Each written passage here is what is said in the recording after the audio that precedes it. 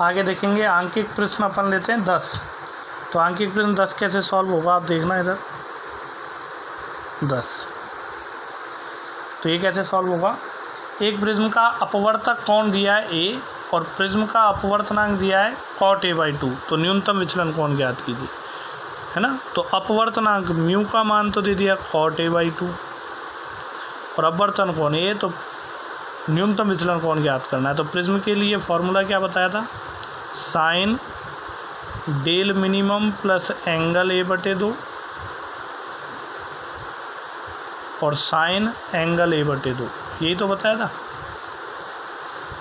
तो म्यू की जगह रख दें cot a/2 और cot a/2 cot थीटा को क्या लिख सकते हैं, cos थीटा बटे साइन थीटा। तो इसको लिख देंगे cos थीटा मतलब cos a/2 और बटे साइन थीटा मतलब साइन a/2, ये लिख दिया आपने, है ना। तो बताओ फिर इधर ऐसे लिखेंगे sine del minimum plus angle a/2 और बटे में साइन एंगल a/2, ऐसे तो लिखेंगे। तो साइन a/2 से साइन a/2 कैंसिल। अब कॉस को साइन में कैसे कन्वर्ट करते हैं, तो कॉस को साइन में कन्वर्ट करने के लिए अपन क्या लिख सकते हैं, साइन 90 प्लस माइनस थीटा, बोलो ऐसा लिख सकते हैं नहीं।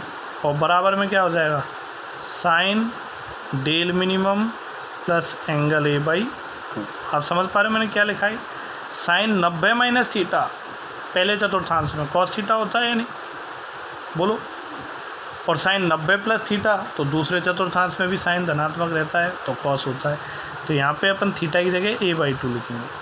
अब दोनों तरफ साइन इन्वर्स ले लो या ऐसे कह दो कि साइन हट गया तो क्या रह गया होता है 90 प्लस माइनस a/2 बराबर del minimum plus angle a/2। यहाँ एलसीएम ले लो तो 180 प्लस माइनस a/2 और बराबर del minimum plus angle a/2। 2 से 2 कैंसिल, सही है नहीं। अब देखो यहाँ पे एक बार प्लस चिन्ह लेंगे एक बार माइनस चिन्ह लेंगे, ठीक है। तो प्लस चिन्ह लेते हैं पहले, तो प्लस चिन्ह लेते तो ये कंडीशन बनती है 180 प्लस a बराबर डेल मिनिमम प्लस a। तो a से a तो कैंसिल, तो डेल मिनिमम कितना होना चाहिए 180 डिग्री डेल मिनिमम। तो बताओ न्यूनतम विचलन कोण 180 डिग्री हो सकता है क्या, क्या कोई प्रकाश की किरण 180 डिग्री से विचलित होगी, नहीं होगी, क्योंकि 180 डिग्री पर अगर विचलित होगी तो वो तो टकरा के पीछे आ गई प्रिज्म से, तो ये तो संभव है नहीं। तो फिर माइनस चिन्ह लेके देखेंगे तो 180 माइनस कोण ए बराबर डेल मिनिमम प्लस कोण ए। तो ये इधर माइनस में आ जाएगा तो डेल मिनिमम का आंसर क्या आएगा 180 माइनस 2a आएगा या नहीं। तो बुक में थोड़ा मिसप्रिंट है, प्लस नहीं है माइनस आएगा, ठीक है। 180 माइनस 2a, ये 10वां न्यूमेरिकल था। अब अपन MCQs पे आते हैं, मल्टीपल चॉइस क्वेश्चन, बहुचयनात्मक प्रश्न, है ना। ये इनके सॉल्यूशन भी बहुत ज़रूरी हैं, छोटे क्वेश्चन जो है एक एक नंबर के इन्हीं में बनते हैं, यही परेशान करते हैं। तो इनका देखो आप सॉल्यूशन, पहला पढ़ता हूँ मैं। गोलीय दर्पण से प्रतिबिंब बनने में केवल पराक्षीय किरणों पर विचार किया जाता है, क्योंकि पराक्षीय कौन सी होती है, जैसे अपने पास कोई गोलीय दर्पण ले लिया अपन ने, ये मुख्य अक्ष हो गई है, बोलो हुई है नहीं, ये मुख्य अक्ष हो गई, ये आपके पास गोलीय दर्पण हो गया। अब पराक्षीय कौन सी, इस अक्ष को छोड़कर जितनी भी किरणें कहलाती हैं वो पराक्षीय, जैसे ये किरण आ रही है, ये किरण आ रही है, ये किरण आ रही है, ये सब क्या है पराक्षीय। ऐसी किरण जो अक्ष पे नहीं आती उसके अलावा जो होंगी वो पराक्षीय। तो गोलीय दर्पण से प्रतिबिंब बनाने में केवल पराक्षीय किरणों पर ही विचार किया जाता है, क्यों, तो इसका कारण क्या है, इन्हें ज्यामितीय रूप से काम लेना आसान होता है, ऐसा तो कोई ज़रूरी है नहीं, कोई सी भी किरणें ले लो सभी को ज्यामितीय रूप से काम लेना आसान होता है। इसमें आपतित प्रकाश की अधिकांश तीव्रता नियत होती है, नहीं ऐसा भी ज़रूरी नहीं है। अगर प्रकाश की किरण आ रही है तो जब तक कोई भी प्रकाश की किरण है वो जब लंबी दूरी तय करती है तो तीव्रता परिवर्तित होगी, चाहे वो पराक्षीय हो चाहे वो अक्षीय हो, तो इसका भी कोई मतलब नहीं है। ये बिंदु स्रोत का लगभग बिंदु प्रतिबिंब बनाती है, ये एक ऑप्शन सही बैठता है। कारण क्या है, जैसे मान लो कोई यहाँ पे आप एक बिंब रख दो, ये बिंब रख दिया इधर, तो यहाँ से ये जो पराक्षीय किरण आएगी यूँ आएगी और टकरा के यूँ जाएगी, तो यहाँ जब प्रतिबिंब बनाएगी ऐसे, तो ये इस बिंदु का प्रतिबिंब यहाँ बनाती है, इसके नीचे वाले बिंदु का प्रतिबिंब यहाँ बनाती है, इसके नीचे वाले बिंदु का प्रतिबिंब यहाँ बनाती है, इसके नीचे वाले का यहाँ, मतलब हर बिंदु का एक एक बिंदु का एक एक प्रतिबिंब बनता है। तो एक एक बिंदु का प्रतिबिंब बनता है तब जाके पूरा प्रतिबिंब बनता है। तो मतलब एक बिंदु स्रोत का और लगभग एक बिंदु प्रतिबिंब बनाती है, ये सही है, ठीक है, कोई दिक्कत। ये न्यूनतम विक्षेपण दर्शाती है, इससे कोई मतलब नहीं है। विक्षेपण तो किस पे निर्भर करता है? दर्पण पे। दर्पण कितना घुमावदार है या दर्पण के परावर्तक पदार्थ कितना है, उस पर निर्भर करता है विक्षेपण, ठीक है। दूसरा आता है आपके पास, एक 20 सेमी फोकस दूरी वाले अवतल दर्पण से 30 सेमी दूरी पर बिंब रखा है, तो प्रतिबिंब की प्रकृति आवर्धन क्या होगा?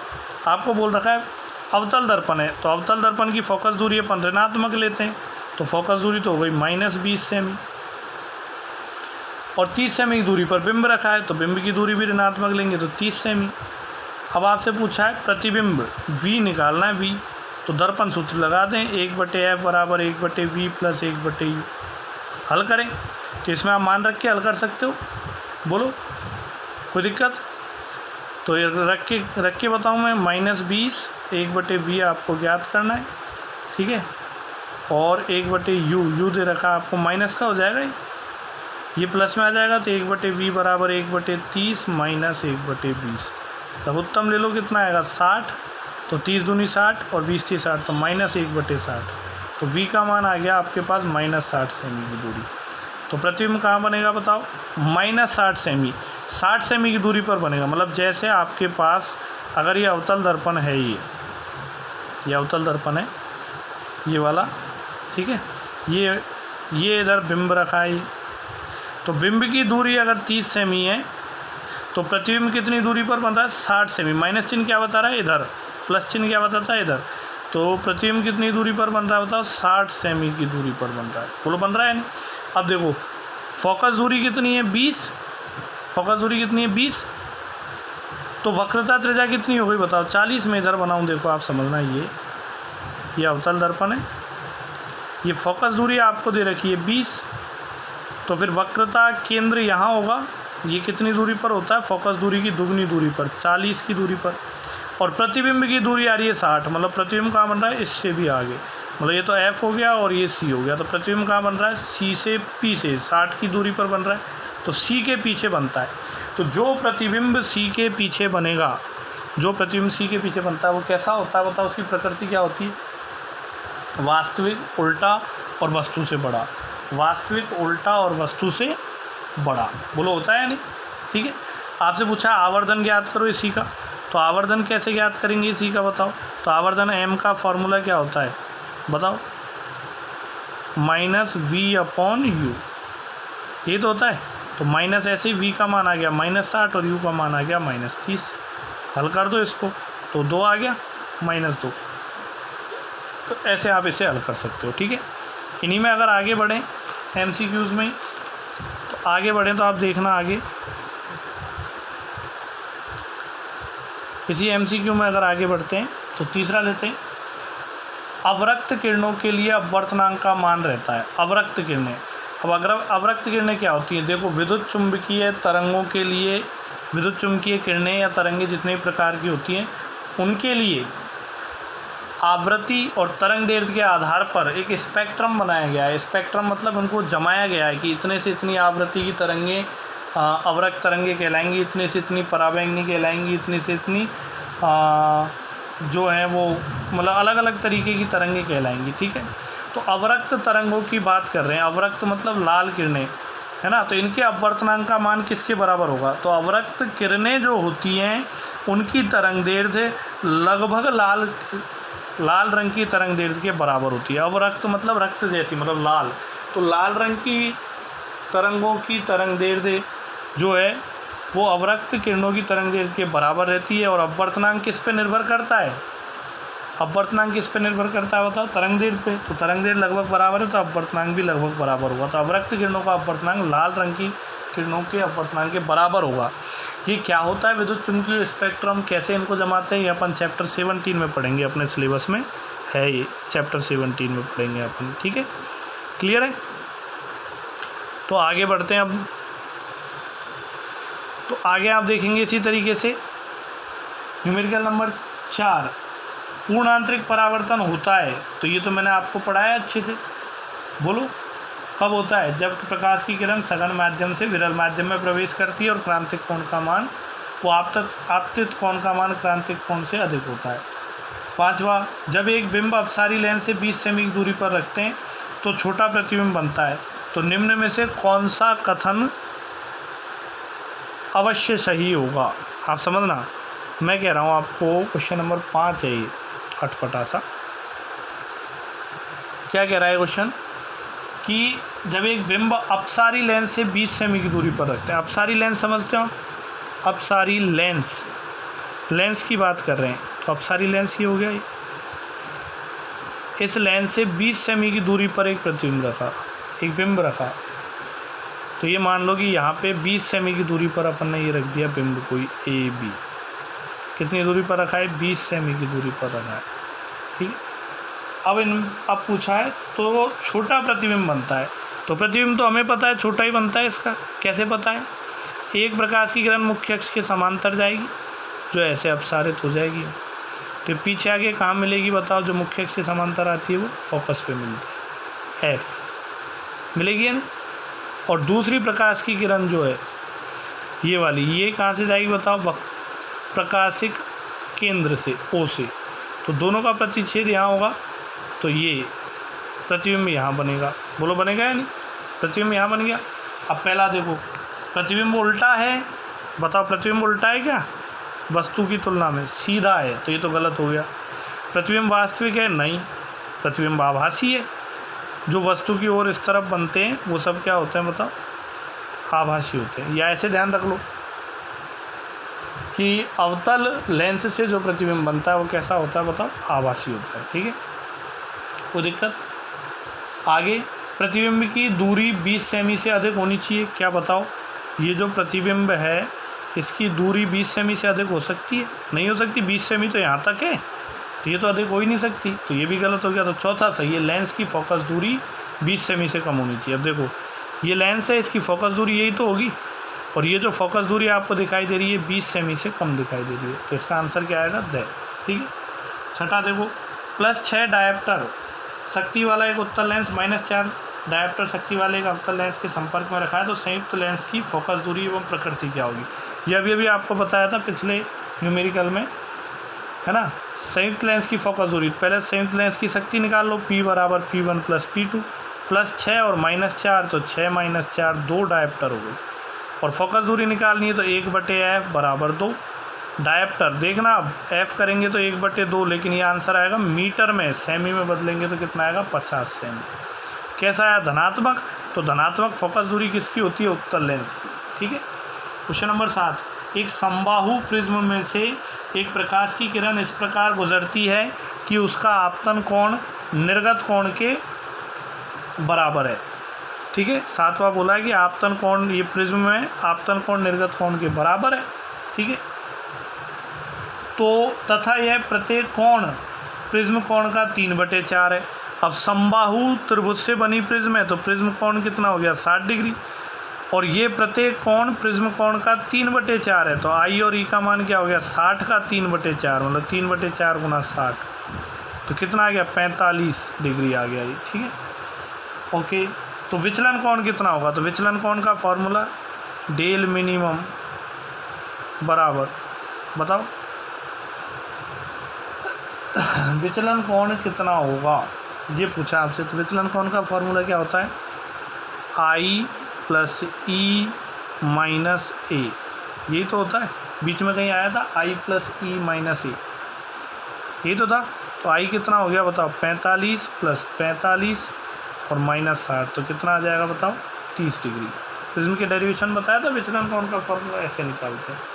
देखो 8वां, संयुक्त सूक्ष्मदर्शी के अभिदर्शक लेंस से बना प्रतिबिंब कैसा होता है? बताओ। संयुक्त सूक्ष्मदर्शी है, उसके अभिदर्शक लेंस से बना प्रतिबिंब कैसा होगा? तो कैसा होगा बताओ? संयुक्त सूक्ष्मदर्शी का डायग्राम आपको ध्यान है कैसा बनेगा? तो संयुक्त सूक्ष्मदर्शी का डायग्राम कुछ ऐसा ही तो था, ये इस तरीके से। 8वां देखो आप, ऐसा कुछ था यूँ, एक बड़ा लेंस था, अब इसका ये जो अभिदृश्यक लेंस है इससे जो प्रतिबिंब बनता है, तो यहाँ पे अपन बिंब को रखते हैं नहीं, तो यहाँ पे एक किरण प्रकाश की मुख्य अक्ष के समांतर जाती है जो फोकस से गुजरती है, दूसरी प्रकाश केंद्र से जाती है, ऐसे बनता है ये प्रतिबिंब। तो ये कैसा बनेगा, तो ये आपको दिख रहा है उल्टा बनेगा और वास्तविक होगा, वास्तविक और उल्टा बनेगा। बात करें बड़े या छोटे की, तो सूक्ष्मदर्शी काम में ले रहे हैं। सूक्ष्मदर्शी क्या काम करता है, बताओ क्या काम करता है सूक्ष्मदर्शी? प्रतिबिंब को बड़ा करके देखने के काम में आता है।